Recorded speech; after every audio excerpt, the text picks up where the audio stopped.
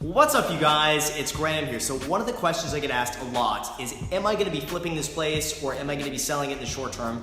And the answer is no. In fact, of all 5 places I bought, I've never once wanted to sell or flip anything. And this is my reasoning behind it. And even though I've helped my own clients flip properties and make a lot of money, and I'm talking about in the hundreds of thousands or millions of dollars in profit, I have never once flipped a property myself just by choice. I've just never been interested in it. From everything I bought, I just end up keeping it instead. And that isn't to say that flipping properties is bad or anything like that, because I've come very close to selling a few of the properties that I just ended up buying. But I've resisted, and here's why. To me, my focus has always just been building up my passive income. And in the last 6 years of buying and investing in places, I pretty much got my rental income to cover almost all of my day-to-day expenses, allowing me to save 100% of what I make as a realtor. And then all that money I just reinvest back into more rental properties, and that just ups the passive income I make every month. This is the type of investing I prefer the most, and it's partly due to laziness, because I know if I just focus on my passive income year after year and I work on increasing that, I can pretty much just retire whenever I want, and that allows me to really focus on the things that bring me the most enjoyment. And it's also way less time intensive than flipping properties. I take a very easy and lazy approach when it comes to real estate investing, and that slow and steady wins the race. Once you set up a rental property with the right tenants, it can pretty much just run on its own without you getting involved and make you money even while you sleep. Now here's just a quick disclaimer before I get into it, but people can make a lot of money flipping. So don't get the wrong idea that I'm not for flipping or that I disagree with it, because some people can be very, very, very successful and make a ton of money by flipping properties. So it's a great business to be in, and there's absolutely nothing wrong with it. Everyone's goals are different, and some people just prefer the immediate profit of a flip. But here are my own personal reasons with why I decided to keep them as rentals instead. The first is that it's a lot of work to flip properties, especially in a really competitive market when you're trying to buy a property at a good value to be able to sell it for a large profit. Especially when inventory is really low like in this market, and finding a good deal could take months. While it can generate a very large profit immediately, it takes a lot of work and skill involved to find those deals, get them up, and sell them in time. The second issue that I see is that when you go and sell it, it's taxed as ordinary income. And this is a lot different than if you hold it for a year or two and you sell it. Then it's long-term capital gains, which is taxed at generally a lot less than what your ordinary income would be.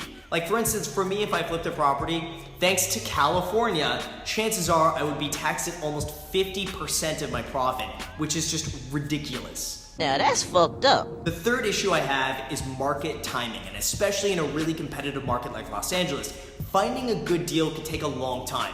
For me to find this place, it took me 6 months of looking every single day for a good deal, losing out on some multiple offers that just went way above what I thought the place was worth, and eventually finding this. So all in all, it could take you a few months to find a good deal, then another few months to fix it up, and another few months to go and sell it for the profit.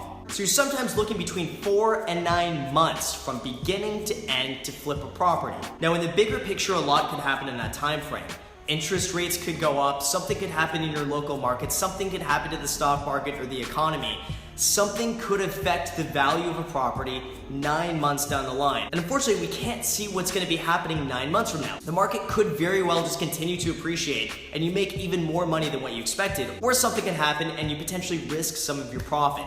It's just a lot of unforeseen things that could happen 9 months from now. A flip should ideally take between 2 and 5 months. And to get it done that quickly, it's really just a numbers game. You have to have more properties in the pipeline to continue to get, renovate, and sell really quickly. This really helps mitigate your risk when you have multiple things going at the same time. So the fourth issue I have is profit. Now let's take this place as an example.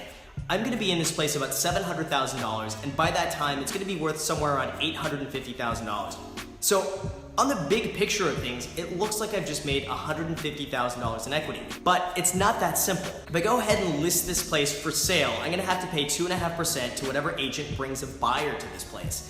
That's $21,000 of my profit gone. I'm also gonna have to pay about 1% in closing costs, so that's gonna be another $8,500. We're also gonna have to subtract about $5,000 from my carrying costs, and that includes expenses like holding my mortgage, paying interest, property taxes, insurance, and everything else that goes along with that. So all of that added up adds up to about $35,000 that's reduced by the $150,000 profit. So that leaves me with about $115,000 left over. So wait, so I've just made $115,000? Well, not quite. Thanks to the state of California, almost half of that is gonna go to taxes, leaving me with about $57,500 of profit. Now, that could be seen as a lot of money, but get this. It took me 6 months to find this deal. That's 6 months of me looking every single day to find a property. Then once I buy it, it's gonna take me another month, maybe 2 months to fix it up and get it ready.